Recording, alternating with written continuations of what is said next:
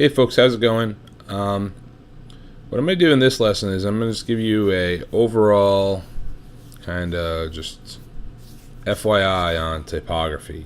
So it's just some typography basics for you to understand, and then we're going to build off these basics throughout the semester, so that way you really know type really well, and you can even start building your own. So typography basics. So let's start with this question: what is typography? Simply, it's the science of type, or the art and process of arranging type on a page, nowadays mostly produced on a computer. And what you need to understand about type is that it's a flexible communications tool. And by changing the typeface, the size, the color, the weight, and the placement of type in your design, you can add extra emphasis to words and enhance the visual appeal. Remember, graphic design is all about communication. It's not just about artwork, it's about communicating one idea to a different person, or to many people. And the thing is that type becomes an extremely powerful tool in what we're doing. In fact, without it, I don't know if anything's really considered a graphic design, to be completely honest with you. So we're going to talk about the anatomy of type throughout the semester, but here is a quick snapshot, and we're going to get into things a little bit further. So what you need to understand first is this line right here on the bottom. This is called the baseline. This is the line in which all fonts are going to sit upon. Next, we have this line up here, and this is known as the cap height, and this is measured by the capital letters in a alphabet. Lastly, we have this line in the middle called the X height, and this is measured by the lowercase x in an alphabet. This is a capital or uppercase letter. These three here are lowercase letters. This little thing that comes off the top of this lowercase d is known as an ascender, and this thing that goes down off the bottom of the lowercase q is known as a descender. These little tails are known as serifs. These holes inside round letters are known as counters, and these horizontal bars you find on A's and H's, these are known as crossbars. We will take a look at more of this kind of anatomy as the semester progresses, but again, this is the bare bones basic. This is kind of like the finger bones connected to the hand bone, right? That sort of thing, and this is just a good start, if you would. So, for starters, a typeface is what we call, a set of letter forms, numbers, and symbols that are unified by a common visual design. And today, it's commonly interchanged with the word font. So, font, typeface, they're the same exact thing. Typeface is, just more or less the classical way of saying it. Here are a couple typeface examples. This is Book Antiqua, and this is Comic Sans. Yes, I have Comic Sans in this presentation. It's not that I like Comic Sans, but, I don't want to discriminate against any fonts, even the ones that I hate. So, and I do hate Comic Sans. We have capital letters, we have lowercase letters, we have numerals, and then we also have symbols. And as you can see here in Comic Sans, they're the same thing. A good typeface is designed with all these things in mind, and even many more symbols usually as well. The thing that you need to understand about each typeface too is that it has a variety of related type styles, also known as font styles, and these are modified versions of the original typeface, like italic, bold, condensed, or extended. The whole group of styles is known as a type family or a font family. And think about your family. Think about your brothers, your sisters, your cousins, things like that. While you're all individuals, you most likely have some similarities between each other, and people can tell you're related. And that's exactly what the different versions of the fonts are. They are similar, yet they are independent at the same time. So it's kind of both. Here's Book Antiqua. We have regular, italic, bold, and bold italic. Now, in Book Antiqua, again, this is an example of a successful typeface because the designer went ahead and created these specific versions here. Without that, what you're going to run into is you're going to run into having to do like faux bold, or you're going to have to do like a faux italic, and that doesn't give you a lot of opportunities or options when you're designing. So if you can pick a font that has numerous styles in their family, it just opens you up to a lot more options when you're creating any kind of design. Type size is traditionally measured in points. The term originated when type was cast in metal slugs. Ascenders, body, and descenders are included in point size. And actually, I'd like to head back to this Anatomy of Type page. So, a descender falls below the baseline, and the ascender goes all the way to the cap height. Point size is measured from the bottom of the descender all the way to the top of the ascender. Okay? So that is how point size is measured, and then everything else follows suit. This mentioned that type used to be cast in metal slugs. That is 100% true. We've created type tons of ways, out of metal, out of wood, and now we're doing it digitally. But at the end of the day, we still hold on to the old ways in regards to measurements as well. We can also measure in pixel size and in percentages, and we do that when we're online. But generally speaking, when we're working on any kind of print media, we always work in points. Weight is the size of the stroke of the font. Some fonts have thin, while others have thick strokes.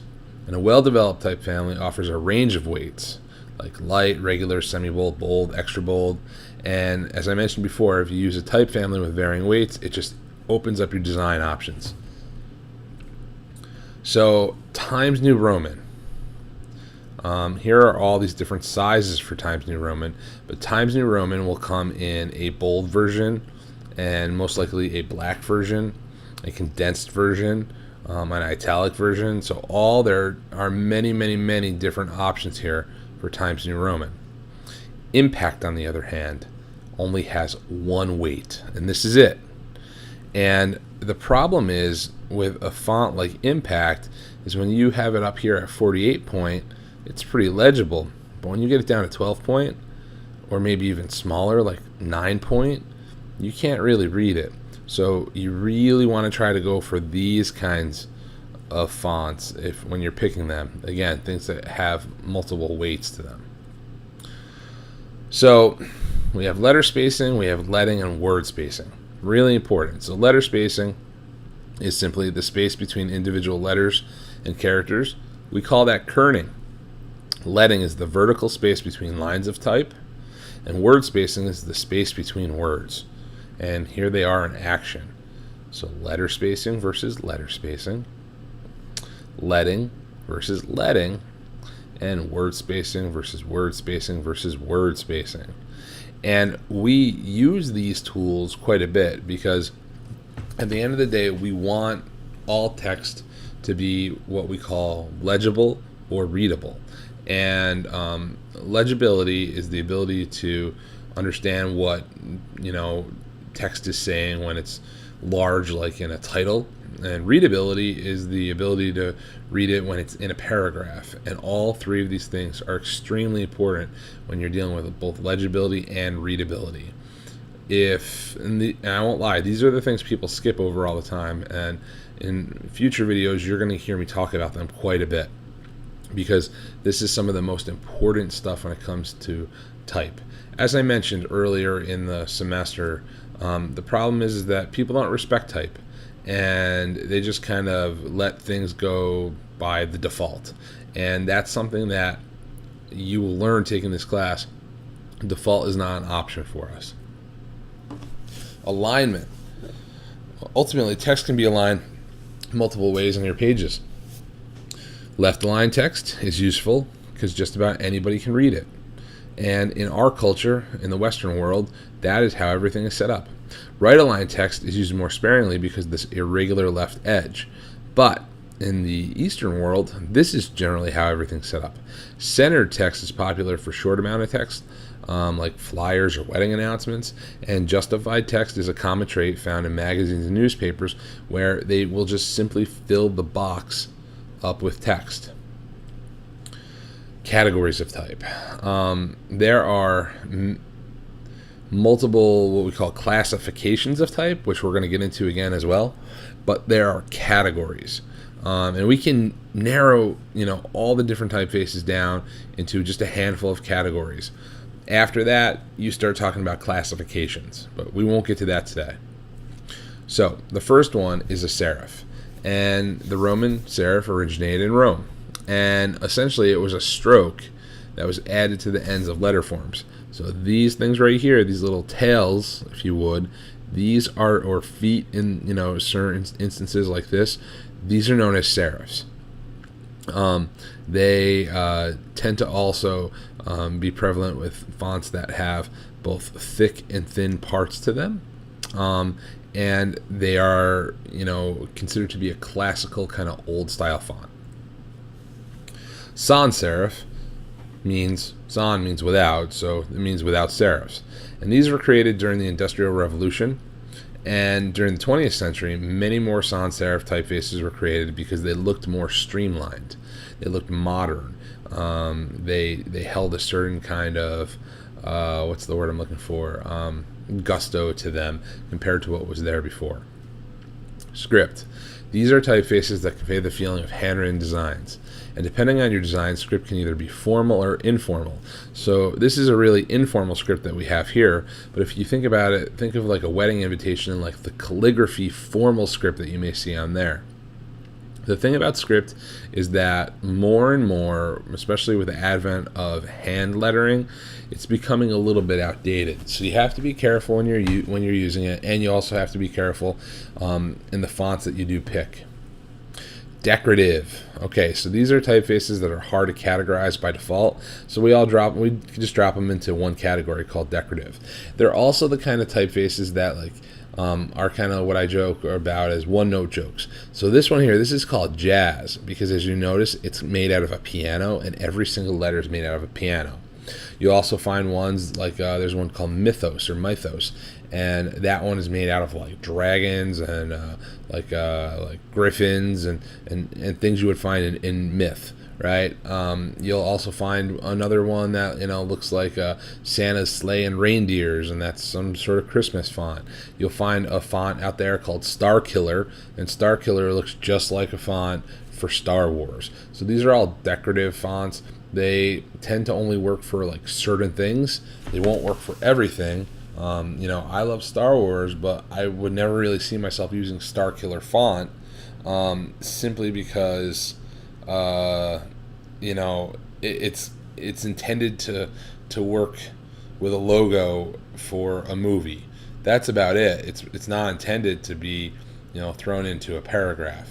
Have I seen people do it? Oh yeah, absolutely. Over the past 15 years, I've watched people try to do pretty much everything. But the thing is that decorative fonts really, really, really should not ever go in paragraphs. You should use them simply when you're trying to create maybe titles, or in maybe a graphic design piece and you have just a poster and you want a big flashy piece of text on it. Decorative font is a way to go. But you definitely don't want them in a paragraph of text in a magazine or anything like that. All right, so after categories of fonts, again, not classifications, we'll come back to those. But after categories, you want to think about font software formats. So the first one to talk about is PostScript, and what that is it's a special language that was created by Adobe, and it's a standard for most high-end laser printers and high-end inkjet printers as well, and incorporates a two-font process using screen fonts that we can see on our displays, and also printer fonts, which it can essentially kick out to the printer. TrueType fonts work on both Macs and PCs, and these generally show up perfectly on screen, but sometimes, not always, but sometimes can have problems printing. And so that means that something that we do is we, in Illustrator, we may create the font into outlines, or in Photoshop, we may rasterize it. So essentially, we will turn them into pictures. and then that way they'll print correctly on a PostScript printer. I would like to point out though that PostScripts and TrueTypes, these are starting to become things of the past, but you should still be aware of them, because if you go into an internship or job situation, they may be using a really old printer. For example, the printer that we use in the graphics lab over in Queensbury is 10 years old.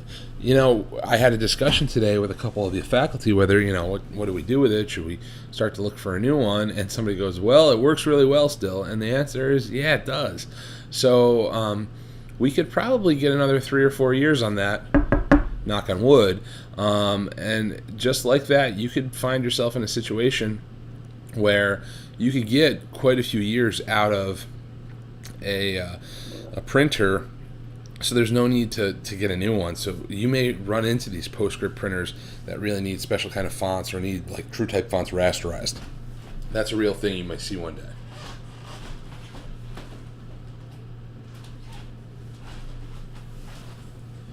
Next we have OpenType, which is probably the most, in today's world, it's probably the most famous kind of font that we have. They kind of merge both PostScript and TrueType fonts, and they incorporate both PostScript data and TrueType screen fidelity. So that way it looks really good, while at the same time it prints really good too.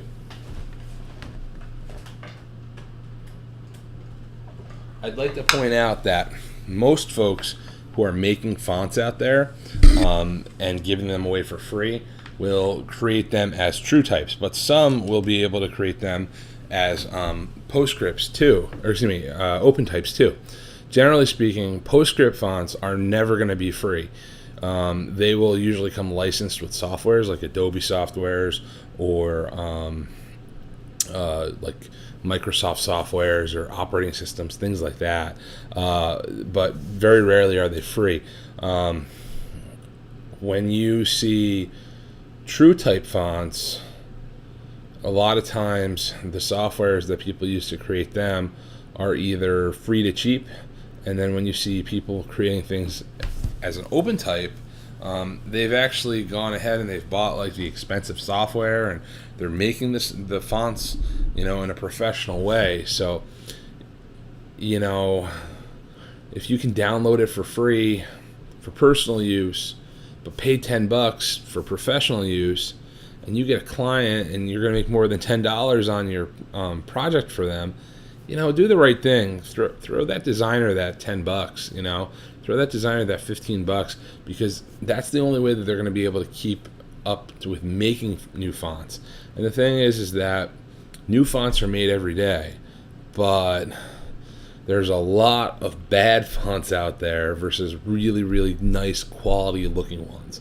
So you want to really try to support the market and support the people that are creating these things, because you know what? They could be you someday. Okay, so that's just some basics about typography. I'm going to get into history more as the semester goes on as well, and classifications and a handful of other things, but I just kind of wanted to give us a baseline.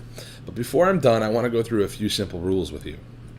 So you want to use plenty of contrast when working with type, because essentially what contrast does is increases visual interest. And if you use fonts that are extremely different from one another, they're not going to fight each other to be dominant. If you utilize Arial and Helvetica in the same exact page, you're going to run into problems. If you utilize Baskerville and Times New Roman on the same page, you're going to run into problems. But if you go ahead and you grab yourself a serif and you grab yourself a sans serif and use them in the same page, they can generally coexist without issue. Size contrast. Size matters, okay? And it's really easy concept. Go ahead and make some big things and make some little things, but don't do it in half measures. And what I mean by that is don't go ahead and make something a 60-point font and then go ahead and try to contrast it with something that's like a 56-point font. No, don't do that. Go ahead and half it or make it 2/3. So go 60 points and 40 points, or 60 points and 30 points, right? Make it so there's a noticeable difference, and that will allow people to jump through your page a whole lot easier. Weight contrast, okay? So again, another simple concept: intermix light, regular, and heavy type with one another. If you can pick a type family that has got all of these different things in it, awesome, totally cool. If not, use two different type families. I'm using Impact here, and I'm using I'm thinking it's probably like a Helvetica New or something like that. No, I take that back. It's more of like a Futura condensed. But yeah, so you want to think about that, right? It's okay to go ahead and do that. In fact, again, it creates contrast, which is going to help. Color. When the budget allows, use contrasting colors to attract readers' attention. Contrast bright colors with dark colors, and just know that color is going to add dimension that can't always be achieved in grayscale. The beauty is then, in today's world, we can use color a lot easier than we used to, when I was in your shoes and in school. It used to cost a lot of money to print color prints. Now, they just literally cost pennies. So more and more people are printing in color. I just worked with a fella, and he printed, I think, 2,000 color business cards front and back, nice high quality paper, and I want to say it cost like $60. 20 years ago, that same job would cost hundreds and hundreds of dollars. So the reality is that color's just way cheaper, so why not use it? Emphasis. Like anything else, keep in mind what on your page is the most important. It should look the most important. And then the second thing should look the second most important. And the third, and then the fourth, and so on and so on. You want multiple points of emphasis in any design, especially with type, because people are going to notice maybe that really big, bold, heavy, large font first. And then another group of people are going to completely be invisible to that, and they're going to notice the paragraph underneath it that explains the details of, whatever you're advertising. Keep it simple, okay? As I mentioned before, it's all about legibility and readability. Legibility is how easy it is to identify text in short phrases like headlines. Readability is the same thing, but paragraphs, okay? But go ahead and keep it simple. Don't overthink this. If you do, you're going to run into some issues. You want to avoid conflict. Conflict in type occurs when words are similar in size, color, value, weight, or typeface.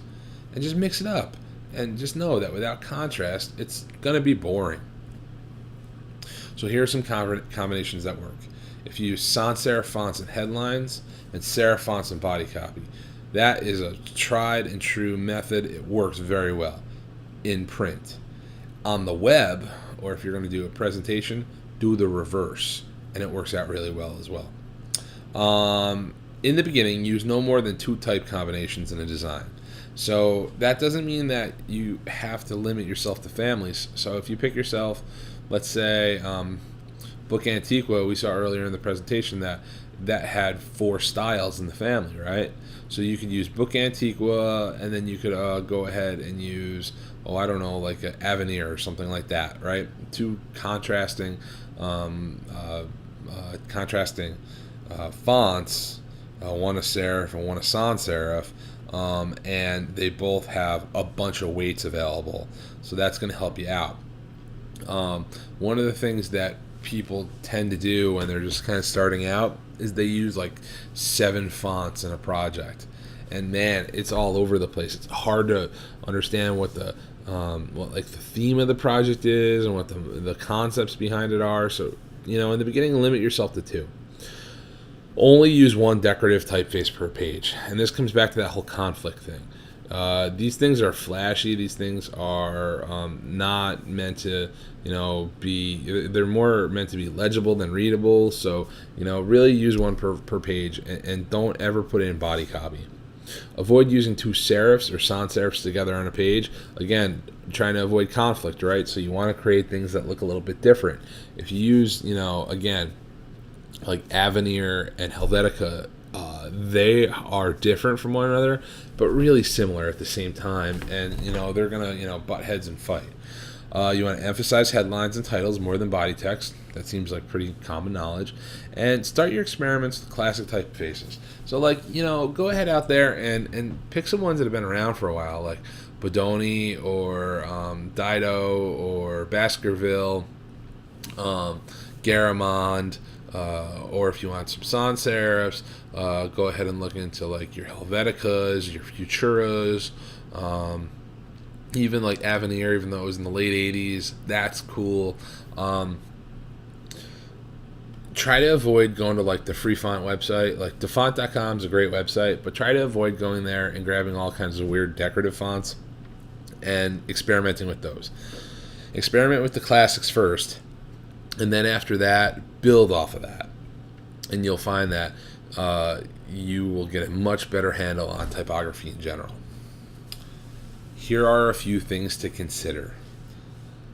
Don't be afraid to break the rules of type, but you have to understand that to break the rules meaningfully, you have to understand them, okay? And there's got to be a reason for doing it. And that reason just can't be, I think it looks cool. Because if it's, I think it looks cool, then yeah, it might to you, but it might not to everybody else. So again, there are reasons to bend the rules and to even break rules. They just exist. I do it all the time. But I know the rules really well. And the rules are established to help you, new people in this field, use this stuff successfully. That's why they're there. I've been using typography. I've been working with typography for over 20 years. So sometimes I'll do something that 100% goes against what I was just talking about, but I'm taking a chance or I'm experimenting. And sometimes, I won't lie, I'm like, wow, that looks cool. But I tend to get to that point over a certain amount of time, and you'll see what I mean when we start to get into like really mess around with type in the next module. Always place readability and communication before style. Okay, again, it can be the coolest looking thing in the world, but if people can't read it, then it doesn't matter. And you can't be the only one that can read it. You have to be able to ask like your neighbor or a friend or a complete stranger and see if they can understand what it is you're trying to say. Don't ask your mom. Don't ask your dad. Don't ask your husband or your wife. They may just kind of brush you off. Instead, ask a complete stranger or look for a peer. And it goes into the next one. If you have a hard time reading it, it's hard to read. Trust your gut.